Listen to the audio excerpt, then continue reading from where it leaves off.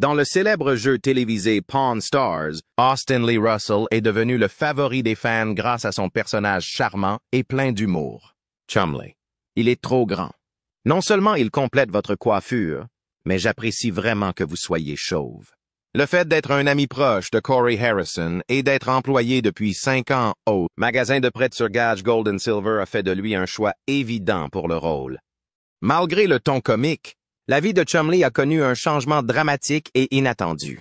Comment Chumlee est-il passé d'une star de télé-réalité populaire à cette situation?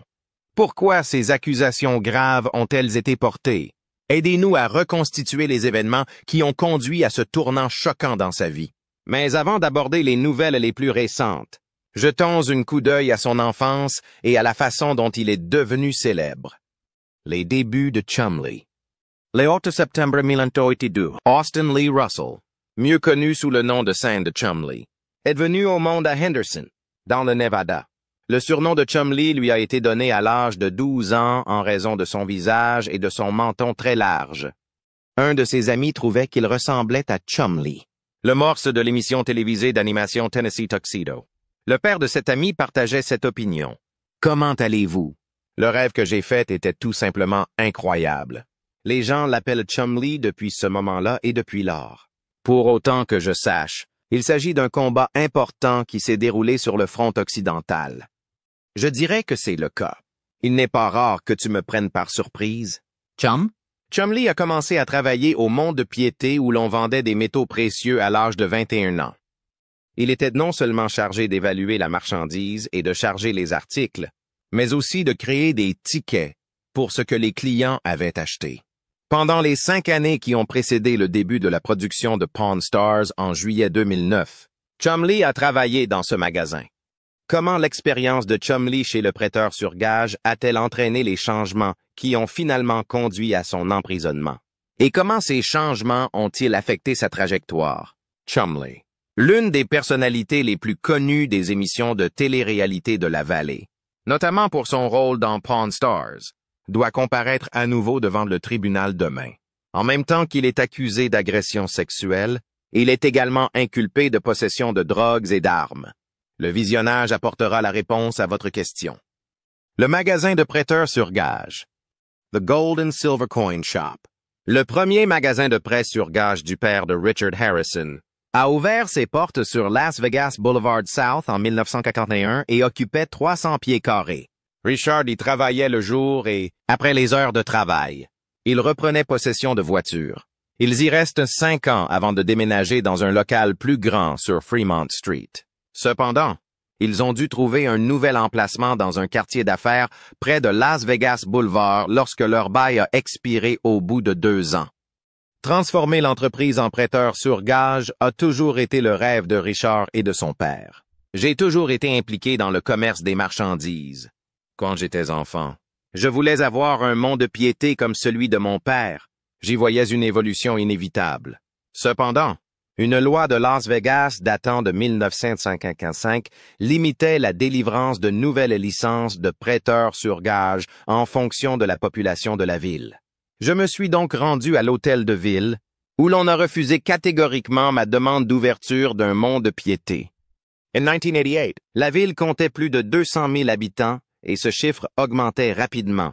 Pour suivre l'évolution de la population, Richard appelait souvent le statisticien municipal, étant donné qu'il s'agit d'un terrain appartenant à la ville. Par la suite, j'ai pris l'habitude de contacter le statisticien de la ville chaque semaine. Ainsi, dès que la population atteindrait 250 000 habitants, il pourrait demander une licence de prêteur sur gage. Après avoir atteint le niveau de population nécessaire en 1989, Richard et son père ont triomphé de quelques obstacles juridiques et obtenu leur licence de prêteur sur gage. Situé au 713 Las Vegas Boulevard South, à moins de 3 km du Las Vegas Strip, le Gold and Silver Pawn Shop a vu le jour cette année-là. En 2005, le magasin engrangeait environ 700 000 $ d'intérêt sur des prêts d'une valeur totale de 3 millions de dollars. Le magasin s'est fait connaître en 2006 pour la vente de souvenirs sportifs étranges, comme la bague de Super Bowl du cornerback Brock Williams, de l'équipe des New England Patriots de 2 1. En quoi suis-je responsable de Dan Marino? Bague du Super Bowl. C'est une véritable affaire, la bague du Super Bowl des Patriots de 2001, lorsqu'ils ont joué contre les Rams. Les joueurs qui ont besoin d'argent rapidement pour rentrer chez eux cherchent aussi souvent de l'aide auprès de l'entreprise. En 2010, les bijoux étaient la marchandise la plus régulièrement mise en gage, selon Richard. Quels sont les visages célèbres qui sont apparus sur le site du Monde de Piété à ses débuts? Quelle a été la contribution de Chumlee à l'émission? Nous verrons bien. Les stars du Monde de Piété et le rôle emblématique de Chumlee dans l'émission. Chumlee joue souvent le rôle de la relève comique de l'émission, le gaffeur qui fait participer tout le monde à la blague. Relevez un peu votre pantalon. Aujourd'hui, je me suis senti obligé de coordonner vos sous-vêtements et vos chaussures avec vos joues rouges. Les autres acteurs du spectacle se moquent souvent de lui, disant qu'il n'est pas très intelligent et qu'il fait trop de gaffes. Quelqu'un l'a acheté hier et il m'a recontacté. Bon sang. C'est beaucoup d'argent pour des chaussures de tennis. Chumlee. Je crois que c'est ça. Certains l'appellent l'idiot du village à cause de cela. Néanmoins, Chumlee a précisé qu'il était souvent ignoré. Par exemple, Corey a été surpris par sa grande connaissance des flippers, qu'il a montré dans l'épisode Pinball Wizards de la 2e saison. Un client a contacté l'établissement pour s'enquérir de la vente éventuelle de 2 flippers. Malgré les blagues, l'expertise de Chumlee dans divers domaines a été démontrée. Grâce à sa prestation remarquée dans Pawn Stars, Chumlee est rapidement devenu le favori des fans. Sa charmante personnalité l'a rendu célèbre dans le monde entier en tant qu'employé du Monde de Piété le plus aimé de Las Vegas. J'aimais, précieuse, bonjour, je suis Austin Chumlee Russell. La popularité de l'émission l'a incité à lancer sa propre affaire en vendant les objets uniques qu'il avait créés. Il a également commencé à faire des apparitions publiques. Il s'est séparé de Rick Harrison en lui vendant la moitié de ses parts pour 155 000 $ en 2010. Grâce à cet arrangement, le prêteur sur gage a pu traiter plus rapidement les commandes de ses produits. La popularité de Chumlee a permis de vendre plus d'articles que n'importe quelle autre vedette de l'émission. La confrontation entre Chumlee et Bob Dylan est une scène mémorable de Pawn Stars. C'était une expérience bizarre, mais Chumlee considère qu'obtenir de Bob Dylan qu'il dédicace son CD autoportrait est l'une de ses plus belles expériences dans l'émission. De la vie de Chumlee, c'est sans aucun doute la plus importante. C'était Bob Dylan. Tout ce qui s'est passé dans l'épisode s'est réellement produit, sans micro ni rien d'autre. Nous l'avons vu entrer organiquement dans la caravane. Les souvenirs de la spontanéité du moment envahissent Chumlee. Plus inattendu encore, je n'avais pas prévu qu'il accepte, et encore moins qu'il signe un album. C'était juste impulsif. « Hey, tu peux me signer ça? » lui ai-je demandé. « Voulez-vous qu'il mentionne quelque chose d'autre? » Chumlee l'a mal orthographié, même si j'ai plaisanté sur le fait qu'il l'avait signé. Bob Dylan n'a pas besoin de votre correction. Chumlee Reed, répondons. La réunion ne s'arrête pas là. Par la suite, nous avons eu l'incroyable opportunité d'apparaître dans l'un de ses clips musicaux. Chumlee évoque également le clip « Like a Rolling Stone », dans lequel plusieurs personnes interprètent la chanson en changeant de chaîne de télévision. Chumlee évoque la récente visite de Mick Foley tout en repensant à d'autres expériences inoubliables. Selon Chumlee, Mick Foley était un invité spécial de l'émission cette année. Depuis mon enfance et au-delà, il est une icône. C'était génial de le rencontrer enfin en personne et d'avoir une idée de son caractère. Les souvenirs affluent à la fin de la 18e saison. Un autre incident emblématique s'est produit lorsqu'un vendeur a mis en vente des jeux vidéo Nintendo avec le coup de poing de Mike Tyson, qui était en parfait état et enfermé dans des étuis de protection. Le vendeur a maintenu une position solide à 70 000 $, un montant substantiel, même s'il proposait un prix plancher de 60 000 $, environ 95. Mon Dieu, mon Dieu. Vous voulez aller jusqu'à 55? Non. Quel est votre niveau le plus bas? Quelle est la mesure la plus basse de mon corps? 70? Est-ce que 60 minutes est un bon point de rencontre pour vous? Chumlee discute de l'impact potentiel des événements actuels sur la valeur du jeu, comme les pensées de Mike Tyson concernant une revanche contre Evander Holyfield. Il dit que la Nintendo Entertainment System a un jeu génial. Selon Chumlee, lorsqu'il s'agit d'une telle somme d'argent, il faut que Rick comprenne, d'habitude, Il n'aime pas jouer aux jeux vidéo. Des informations récentes sur Internet m'ont amené à penser que le prix de vente final du jeu s'élevait à plus de 770 000 $. Rick changerait-il d'avis pour l'acheter? Peut-être. Mais cela nous rappelle notre grande collection de Pokémon Charizard d'une saison précédente. Il est possible de mettre la main sur certaines de ces cartes pour plusieurs centaines de dollars actuellement. Rick regrette-t-il de ne pas avoir acheté ces cartes? Bien sûr. Lorsque vous mettez un objet en gage, vous ne pouvez le payer qu'à sa valeur marchande actuelle. Rick est plus conservateur et Chumlee compare son approche à la sienne. Je suis un peu plus flexible. Je m'efforce de suivre les tendances et d'anticiper les hausses de prix. Je n'exagère pas dans mes dépenses, mais il m'arrive d'aller un peu au-delà de l'ordinaire, avouait-il. Rick a moins tendance à le faire. Alors qu'il parle des risques de leur entreprise, Chumlee admet qu'il y a à la fois de l'excitation et de la peur à négocier de grosses sommes d'argent. Il admet qu'un prix de 100 000 $ lui donne des ailes. Parfois, Rick nous prend au dépourvu. Il lui arrive de dépenser trop d'argent pour réaliser un bénéfice rapide s'il trouve un objet qu'il peut vendre rapidement. Leurs activités quotidiennes au mont-de-piété de Las Vegas sont définies par des choix stratégiques et parfois des paris, comme le souligne Chumlee dans le monde du prêt sur gage, où chaque transaction est un risque calculé. Il y avait un rôle pour Corey Harrison, qui était le copain de Chumlee. Ce rôle a-t-il pu contribuer à l'issue tragique de l'affaire? Si oui, de quoi s'agit-il? Restez à l'écoute. Nous vous révélons tous les faits. La vie de Corey Harrison.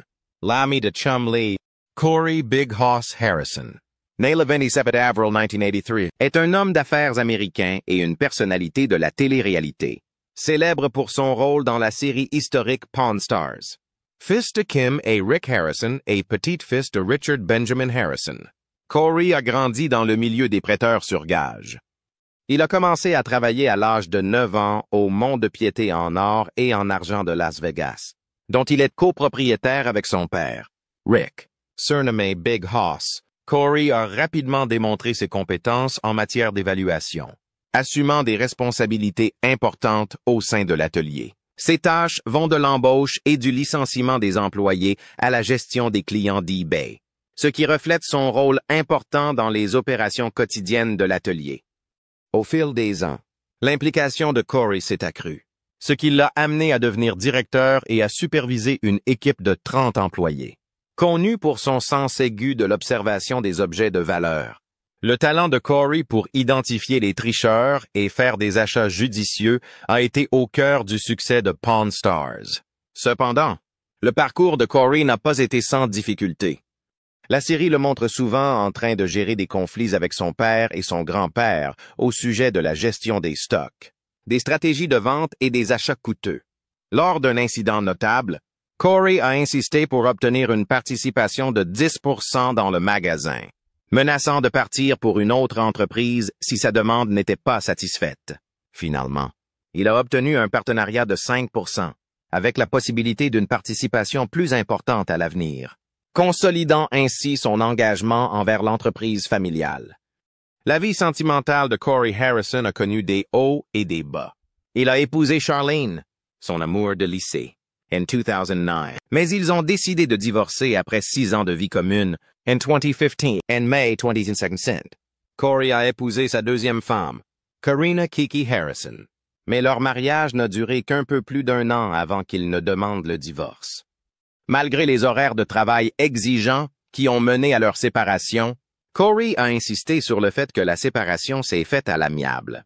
En octobre 2011, Corey et Karina ont accueilli leur fils, Richard Benjamin Harrison.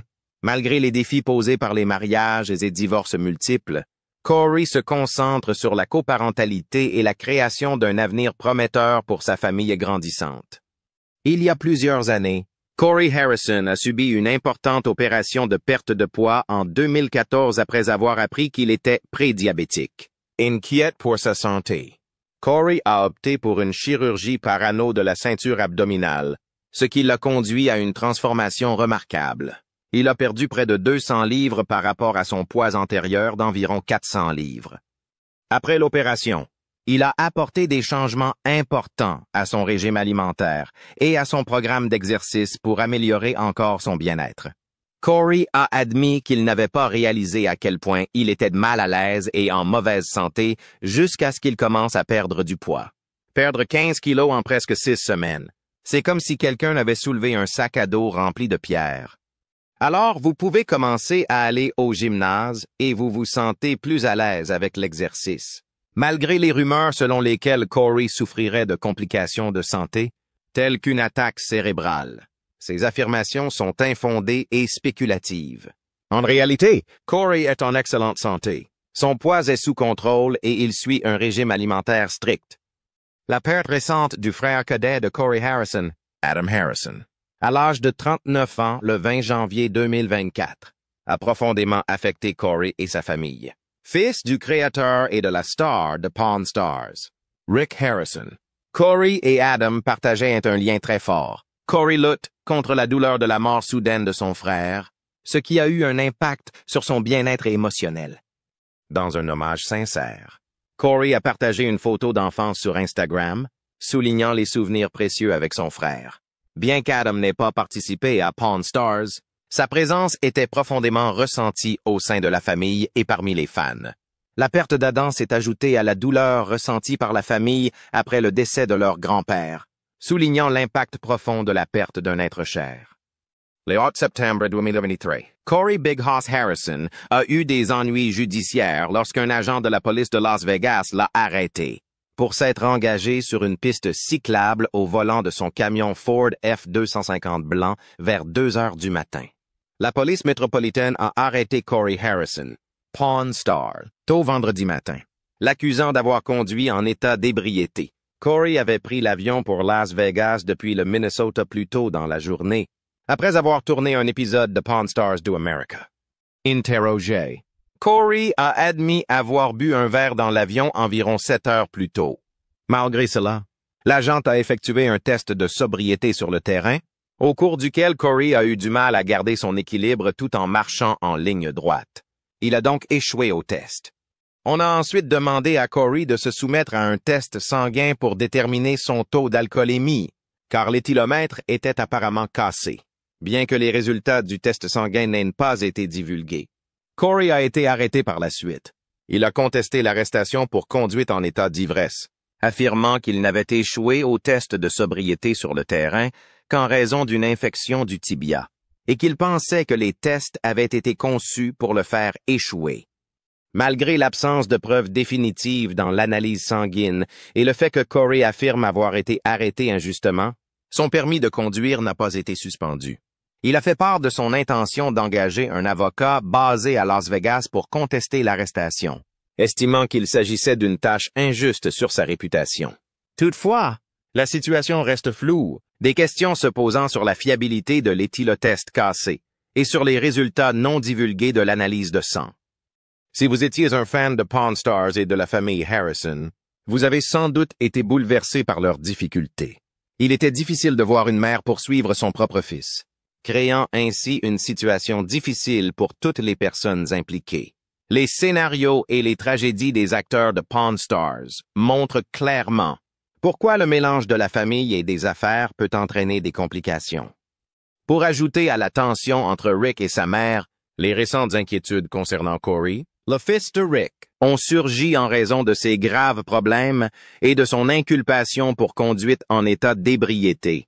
Outre les difficultés et les tragédies de Corey, Chumlee et le mont-de-piété ont également dû faire face à un défi de taille. De quoi s'agit-il? Continuez à regarder pour le découvrir. Les défis et les luttes de Chumlee.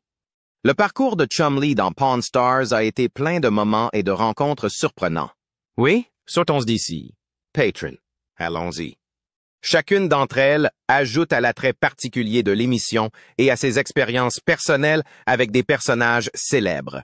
Chumlee a toujours été fasciné par le monde de la collection, en particulier par la tendance des cartes Pokémon, notamment les cartes Charizard, très recherchées.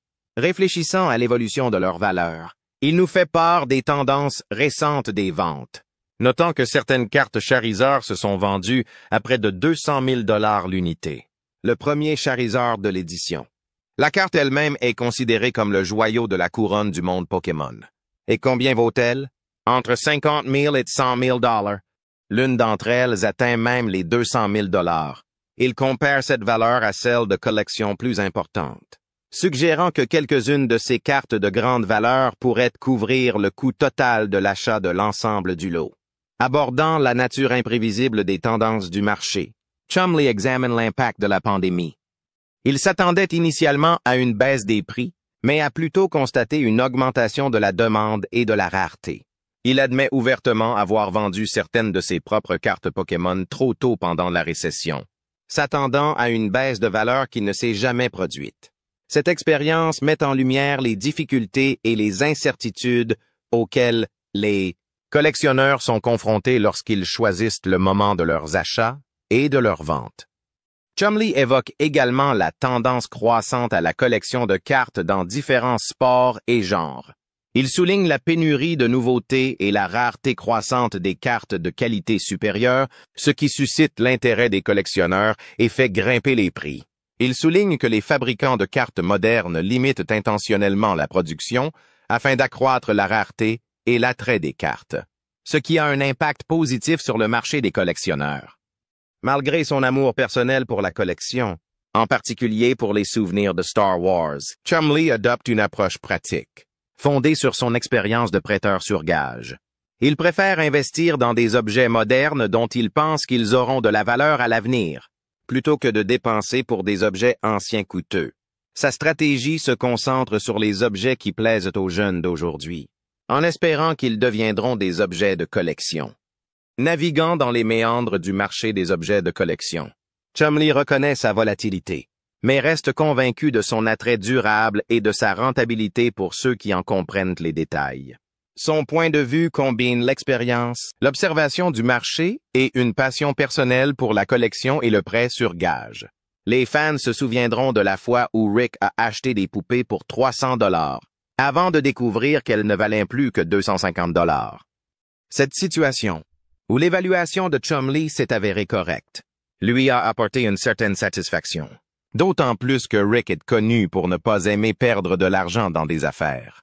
Ayant travaillé avec Rick et l'équipe pendant de nombreuses années, Chumley note que de tels scénarios sont rares mais inévitables dans leur activité. Chaque membre de l'équipe apporte des perspectives et une expertise différentes, ce qui conduit à des opinions diverses sur les achats. Dans ce cas précis, l'évaluation de Chumley était juste, ajoutant une touche d'humour à la situation. Se remémorant ses erreurs passées, Chumley mentionne les moments où Rick a acheté des objets qui se sont révélés faux ou de moindre valeur que prévu. Il s'agissait notamment de vieux documents et d'objets de collection qui n'avaient pas été correctement authentifiés avant l'achat. Tirant les leçons de ses expériences, Rick s'assure désormais de vérifier minutieusement les objets avant d'effectuer des investissements importants afin d'éviter les pertes potentielles dues à une mauvaise appréciation de la valeur. Malgré les erreurs occasionnelles, Chumley reconnaît que l'incertitude et le risque font partie du métier de prêteur sur gage. Des décisions rapides sont souvent nécessaires car les vendeurs risquent d'aller voir ailleurs si une offre n'est pas faite rapidement. Cette urgence implique parfois de prendre des risques calculés, dont les résultats ne sont pas toujours favorables. Le point de vue de Chumley met en lumière les défis et les succès occasionnels de la gestion d'un mont-de-piété, où la gestion de la valeur, de l'authenticité et des changements du marché est cruciale pour réussir dans ce secteur unique.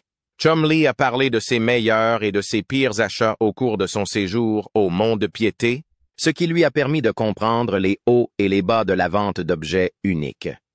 Il a ouvertement admis avoir fait l'une de ses pires affaires avant le début de l'émission. Une guitare basse qui s'est avérée fausse et qui a été mise en gage pour une somme importante. L'objet n'a jamais été récupéré, ce qui a entraîné une perte de 155 000 $. Malgré ce revers, Chumley a reconnu qu'il avait appris de ses expériences et qu'il avait depuis pris de meilleures décisions. Chumley a-t-il vraiment appris de ses expériences ou ont-elles conduit à son emprisonnement? C'est ce que nous allons découvrir. Défis récents et réflexions. D'autre part, Chumley s'est vanté d'avoir acquis une nouvelle chaise, créée par un artiste qui avait été présenté dans l'un de ses épisodes. Pour illustrer son amour de l'art et du travail exceptionnel, il l'a qualifiée d'œuvre d'art pratique, faisant l'éloge des produits qui allient forme et fonction. Lorsqu'on lui demande quel est son objet idéal, Chumlee aime les épées de samouraï, en particulier celles datant du début des années 1500. Les clients importants, comme le président de l'UFC Dana White, sont généralement les premiers à acheter ces articles en raison de leur importance historique et de leur qualité de fabrication. En repensant aux choses qu'il aurait pu faire différemment, Chumlee a mentionné 2 choses qu'il aimait beaucoup: la collection Chum et le lot de cartes Charizard. Ces objets étaient très recherchés par Chumlee parce qu'ils correspondaient à ses hobbies, mais le magasin n'a pas pu les obtenir en raison de difficultés logistiques ou financières. Chumlee a déclaré qu'il avait résisté au besoin d'acheter quoi que ce soit pour lui-même et qu'il avait préféré ne pas faire d'achat dans ce magasin. Travailler au mont-de-piété était un défi quotidien qui mettait à l'épreuve ma maîtrise de soi et mon admiration pour la grande variété d'objets qui passaient par là. Au cours d'une conversation récente, Chumlee a réfléchi à l'évolution du secteur du prêt sur gage, en particulier à la lumière de la pandémie. Bien que les clients soient moins nombreux pour diverses raisons, il leur a assuré que le secteur du prêt sur gage était toujours florissant. Indépendamment de l'état de l'économie, de nombreuses personnes se tournent encore vers le prêt sur gage pour obtenir des prêts à court terme, que ce soit pour attendre leur prochain salaire ou pour faire face à des factures imprévues. Interrogé sur ses échecs avec les fausses montres Rolex avant son passage à Pawn Stars, Chumlee a été très direct. Il a joué sur le fait qu'il avait appris par expérience à être prudent avec des objets de valeur comme les Rolex.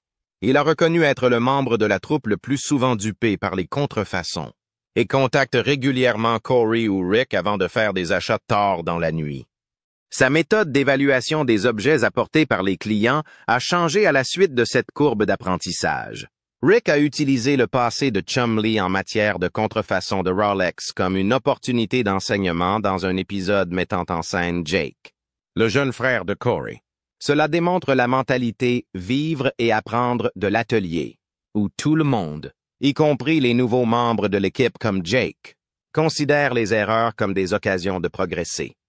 Chumlee a souligné la ténacité de leurs activités et l'importance durable des prêteurs sur gage, qui offrent aux consommateurs des solutions financières, même face à l'épidémie et aux risques inhérents au secteur. Interrogé sur la rencontre la plus singulière qu'il ait eue avec un client d'un mont-de-piété, Chumlee a raconté une anecdote intéressante tirée de son expérience en tant que gardien du guichet de nuit. Une cliente était venue pour mettre un objet en gage, mais elle était tombée malade et Chumlee avait dû appeler une ambulance. Cet incident a mis en évidence la nature imprévisible des rencontres avant la popularité de l'émission, lorsqu'elle attirait un public plus excentrique que la variété de clients qu'elle a aujourd'hui. Il a fait remarquer que l'un des aspects les plus agréables de son travail est de traiter avec des clients qui insistent sur la valeur de leur objet, quelles que soient les preuves du contraire. Il y a d'autres façons de gagner de l'argent que de vendre des chaussures, et ces personnes doivent en prendre conscience. Lorsqu'on lui demande ce qui l'a le plus mis en colère, Rick évoque un incident au cours duquel il était satisfait d'une chaise achetée par Chumlee. Chumlee a fait tellement d'aveux de culpabilité au fil des ans qu'il est difficile de n'en retenir qu'un seul. Même lorsque Rick est furieux contre lui, il reste calme et Rick se calme rapidement. Chumlee a déclaré qu'il méritait l'agacement de Rick, en particulier après avoir acheté un objet contrefait, malgré ses erreurs fréquentes. Une collection de pièces d'or est l'objet le plus lucratif que Chumlee ait acheté pour son activité de prêteur sur gage, a-t-il déclaré lorsqu'on l'a interrogé à ce sujet. Il a toutefois attiré l'attention sur un achat important, une collection de disques des Beatles, qui a été présentée dans l'émission. Bien qu'il n'ait pas pu mettre le doigt dessus, il se souvient avoir déboursé plus de 10 000 $, peut-être même près de 20 000 $ en tout.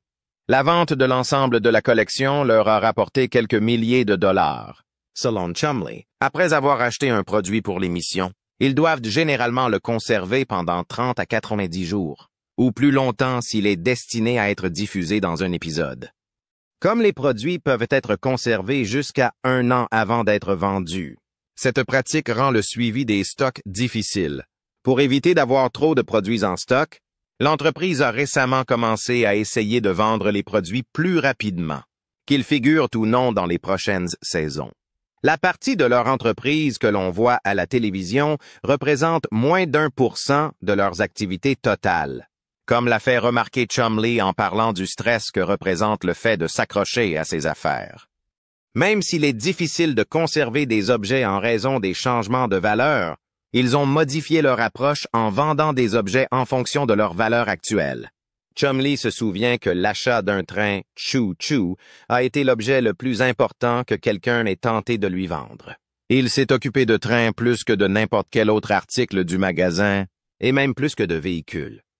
Lors d'un précédent voyage en voiture, ils n'ont pas réussi à acheter des chars d'assaut, même s'il leur a rapporté environ 5 000 $. Le train authentique qui se déplaçait dans un centre commercial était une source d'ennui pour Rick, car il prenait beaucoup de place.